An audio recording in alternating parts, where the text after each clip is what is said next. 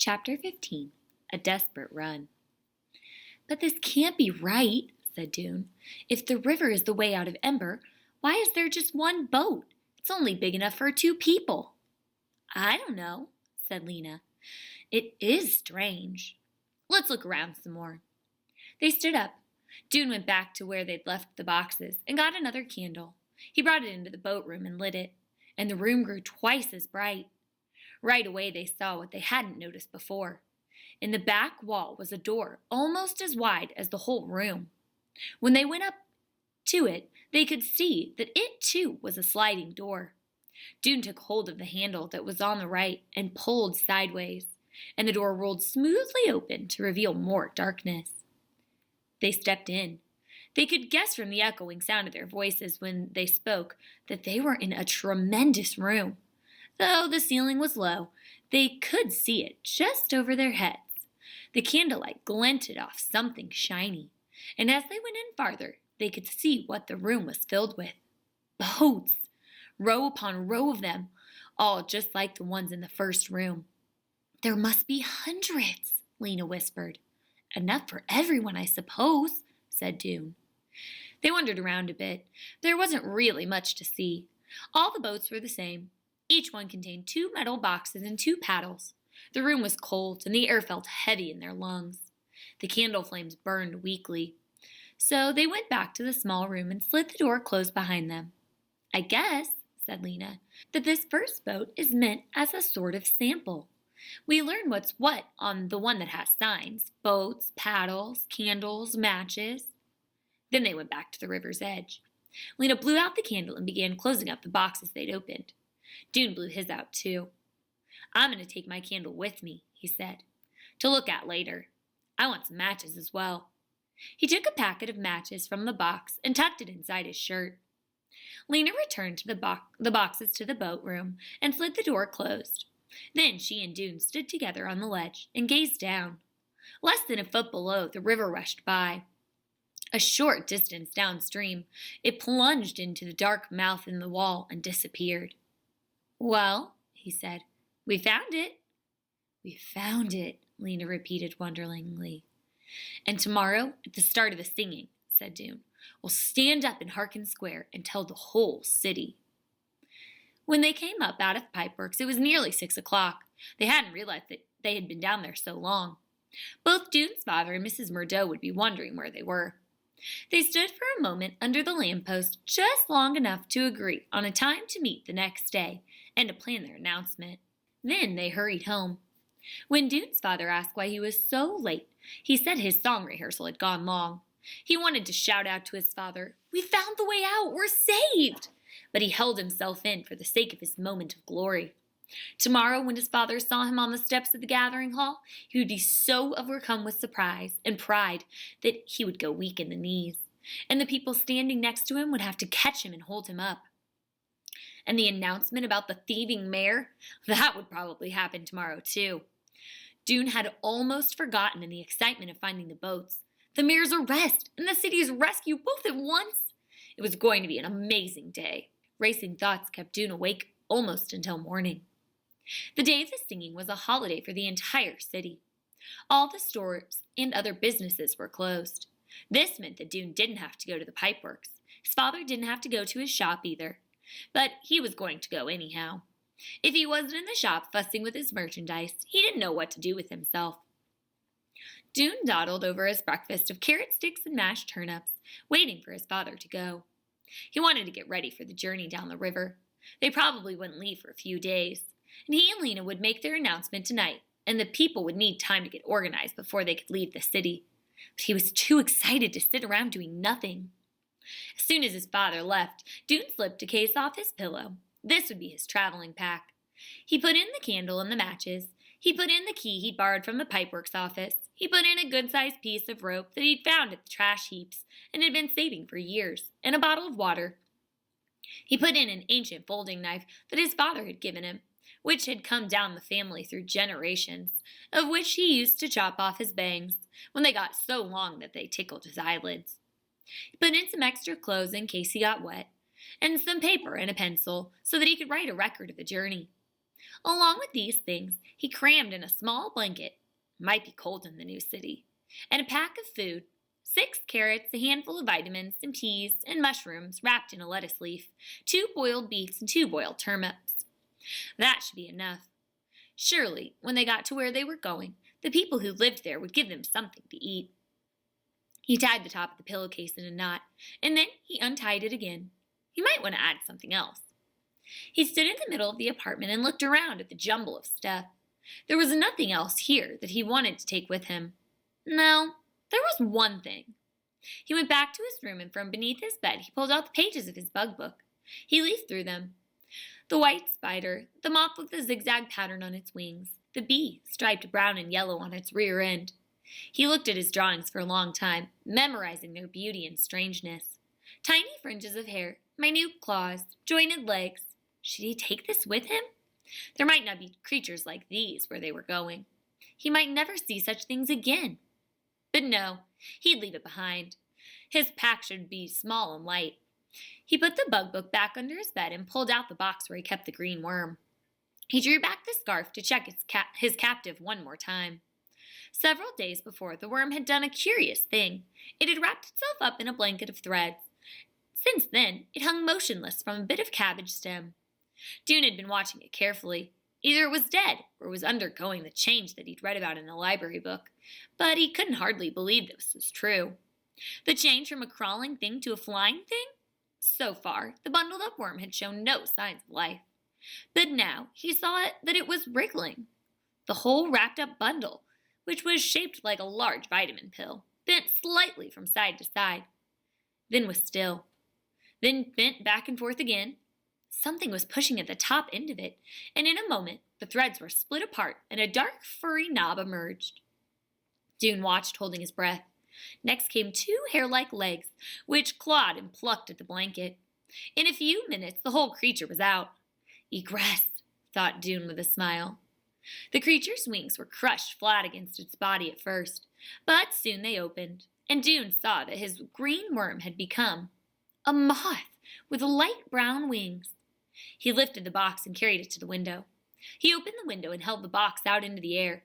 The moth waved its feathery feelers and took a few steps along the wilted cabbage leaf. For several minutes it stood still, its wings trembling slightly.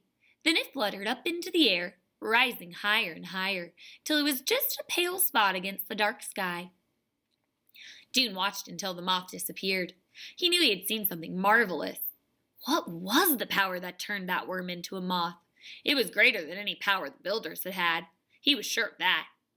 The power that ran to the city of Ember was feeble by comparison, and about to run out. For a few minutes he stood by the window, looking out over the square and then thinking again about what to pack for his journey. Should he put anything like nails or wire? They need money. Should he take some soap? Then he laughed and struck a hand against his head. He kept forgetting that the entire population of the city would be with him on the trip. If he needed something he didn't have, someone would surely be able to supply it. So he tied a knot in the pillowcase and was about to close the window when he caught sight of 3 burly men wearing a red and brown uniform of the city guards, striding into the square. They stopped and looked around for a moment. Then one of them confronted old humpback Nammy Proggs, who was standing not far from the entrance to the small item shop. The guards towered over her. She twisted her head sideways and squinted up at him. Dune could hear the guard's voice very clearly. "We're looking for a boy named Harrow." "Why?" said Nammy. "Spreading vicious rumors," was the answer. "Do you know where he is?" Nammy hesitated a moment and then said, "Went off to the trash heaps just a minute ago." The guard nodded curtly and beckoned to his companions. They marched away.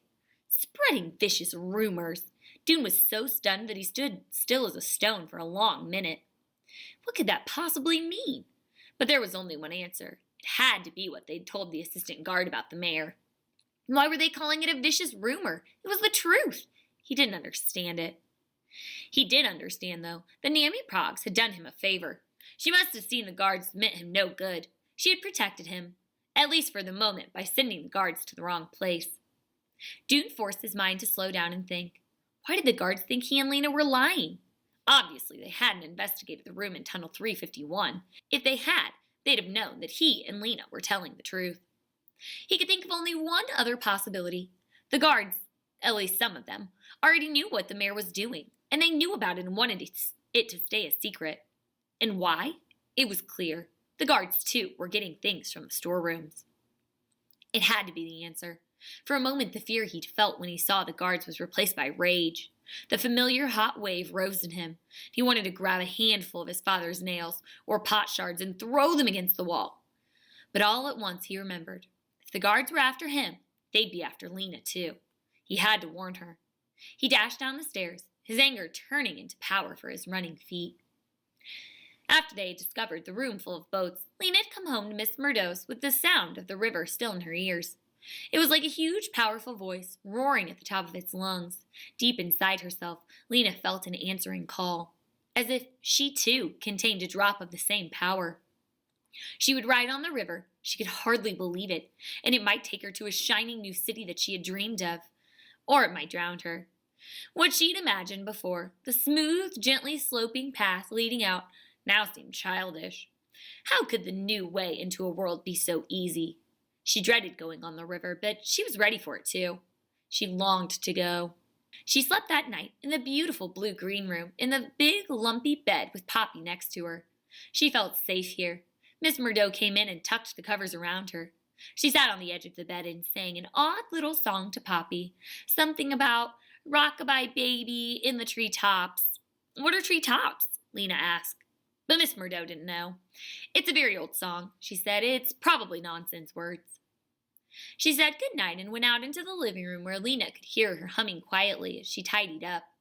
She was so orderly. She never left her stockings draped over the back of a chair or her sewing spread all over the table.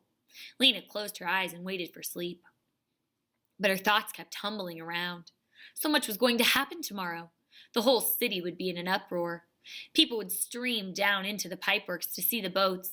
They'd be excited, shouting and laughing and crying, packing up their belongings and surging through the streets. They couldn't fit all into the boats. There would be fights. Some people might get hurt. It was going to be a mess.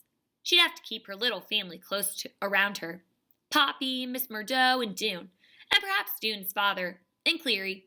Through it all, she would hold tight to Poppy so no harm could come to her. It seemed she'd barely closed her eyes when she felt Poppy's hard little heels banging against her shins. "Time to get up! Get up!" Poppy chirped. She got out of bed and dressed herself and Poppy. In the kitchen, Miss Murdo was mashing potatoes for breakfast. How lovely, Lena thought, to have breakfast cooked for her, to hear water bubbling in the pot and to find a bowl and a spoon set out on the table, and vitamins lined up neatly beside a cup of beet tea. I could live here forever, Lena thought, before she remembered that in a day or two they'd all be leaving. There was a sudden banging on the floor. Mrs. Murdo dried her hands and went to answer it. But before she'd taken 3 steps, the banging came again. I'm coming, Miss Murdo cried. And when she opened the door, there was Doone. His face was flushed, and he was breathing hard. He had a bulging pillowcase slung over his shoulder. He looked past Miss Murdo to Lena. I have to talk to you, he said. Right now, but... He threw a doubtful glance at Miss Murdo. Lena scrambled up from the table. In here, she said, towing him toward the blue-green room. When she had closed the door, Doone told her what had happened.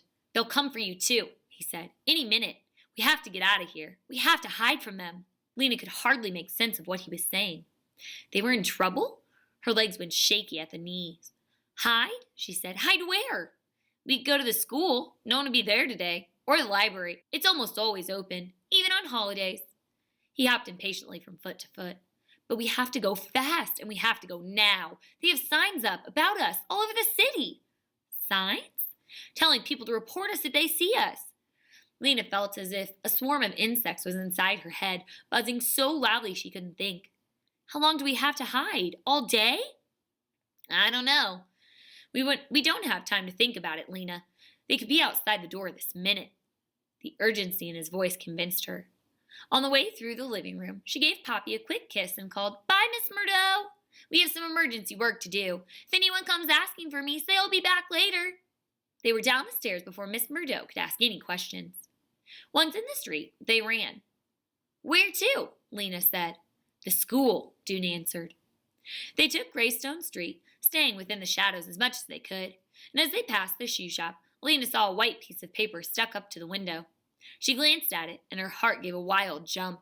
Her name, and Dune's, were written on it in big black letters.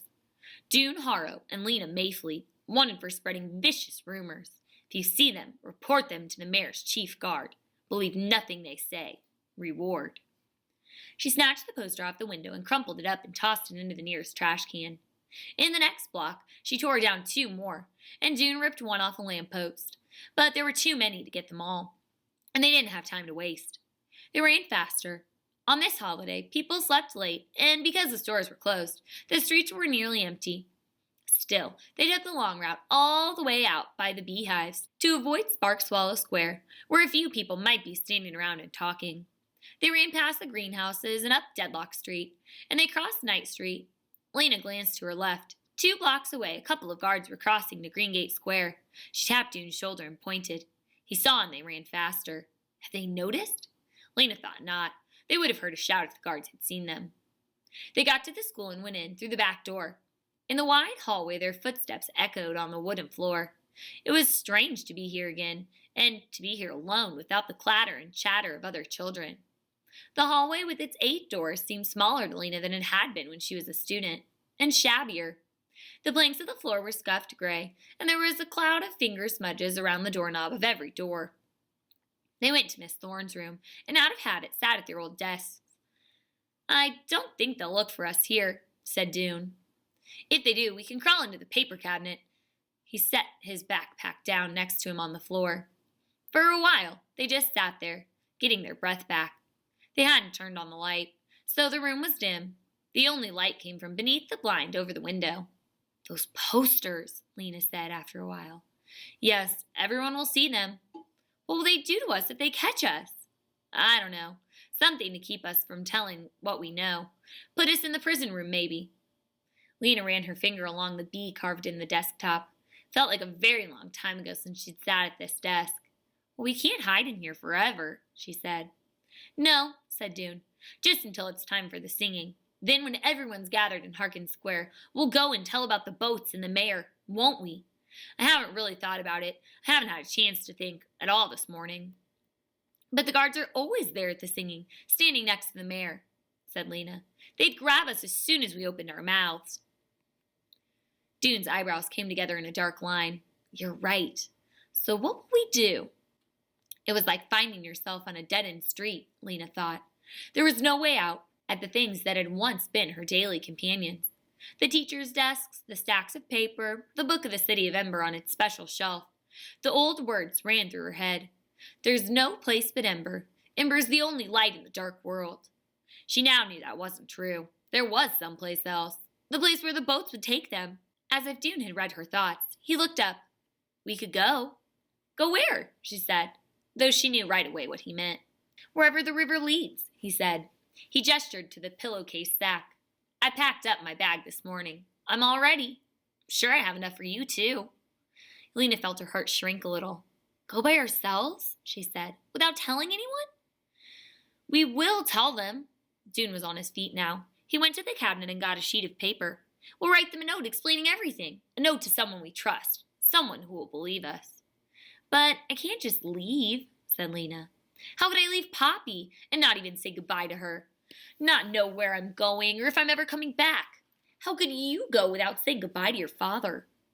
"Because," said Dune, "once they find the boats, the rest of Ember will follow us. It's not as if we're leading them forever." He strode across the room and rummaged in Miss Thorne's desk. "Who shall we write the message to?"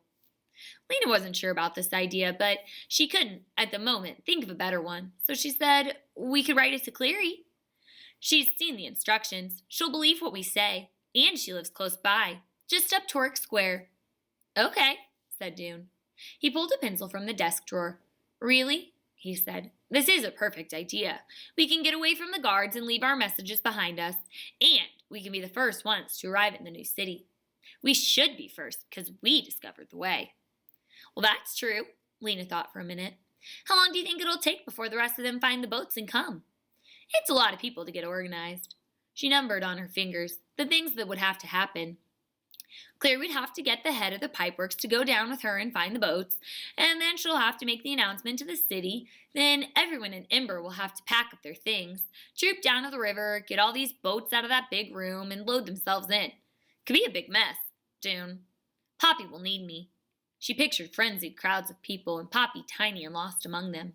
Poppy has Miss Murdo, said Dune. She'll be fine, really. Miss Murdo is very organized. It was true. The thought of taking Poppy with her on the river, which had darted into Lena's mind, darted out again. I'm only being selfish, she thought, to want to have her with me. It's too dangerous to take her. Miss Murdo will bring her in a day or two. This seems the most sensible plan, though it made her sad that it cast a shadow over the thrill of going to the new city. What if something goes wrong? She said. Nothing will go wrong. It's a good plan, Lena. We'll be there ahead of everyone else, and we can welcome them when they come. We can show them around.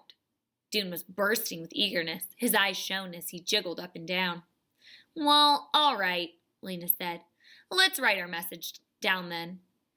Dune wrote for a long time. When he was finished, he showed what he'd written to Lena. He'd explained how to find the rock with the E, how to go down to the boat room, and even how to use the candles. It's good, she said. Now we have to deliver it. She paused a moment to see if she had any courage inside her. She found that she did, along with sadness and fear and excitement. I'll deliver it, she said. I'm the messenger after all. I know back ways to go, where no one else can see me. An idea struck her. Dune, maybe Cleary will be at home. Maybe she would want to keep us safe and help us tell what we know, and we won't have to leave right now. Dune quickly shook his head. I doubt it, he said. She's probably with her singing group getting ready. You'll just have to leave her note under her door. Lena could tell from the tone of his voice that Dune didn't really want Cleary to be home. She supposed that he had his heart set on going down to the river by themselves.